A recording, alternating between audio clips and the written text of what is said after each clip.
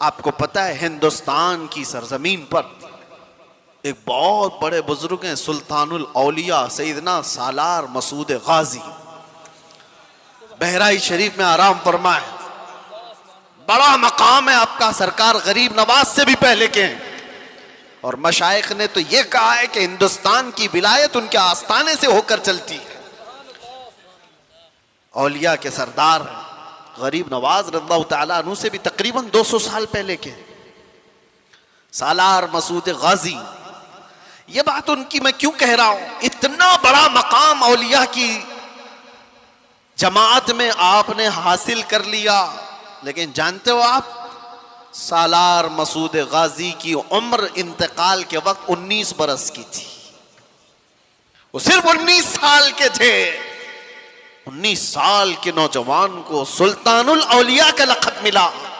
जिंदगी कैसी गुजारी।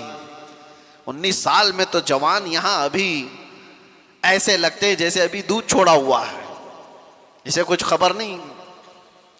और आपको पता है हिंदुस्तान की सरजमीन पर सबसे पहला लश्कर लेकर आने वाला मोहम्मद बिन कासिम किस लिए आया था? 10,000 का लश्कर लेकर सिर्फ इस्लामी बहनों की इज्जत बचाने के लिए आया था। राजा ताहिर सिंह एक जालिम बादशाह था, उसके गुंडों ने कुछ औरतों को कब्जा में लिया और उनका माल लूट लिया था। उन औरतों ने आवाज लगाई थी कि है कोई हमारा भाई जो हमारी मदद करे हिंदुस्तान से।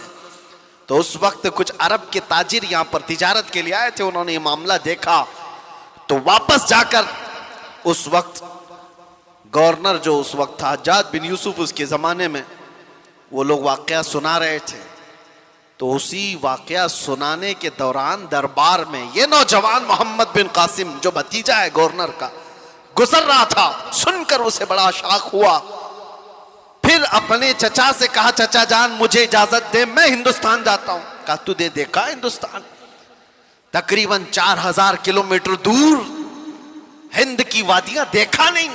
उसने कहा अल्लाह की मदद आएगी, मैं लश्कर लेकर जाऊंगा। और वो आया भी। और उसके बाद राजा दाहिर सिंह को उसने मुखातब करके कहा था, मोहम्मद अरबी के शेर हैं हम और हम मुकाबले के लिए आए हैं। उसके बाद 3 दिन की लड़ाई के बाद गुंडे भी राजा भी सब तितर बितर हो गए। उस मोहम्मद बिन कासिम ने पहली बार परचम इस्लाम लहराया था। और हमारी नहीं, पंडितों की लिखी हुई किताबों में भी मोहम्मद बिन कासिम की तारीफ ऐसी लिखी गई है कि हमने किसी ऐसे जर्नल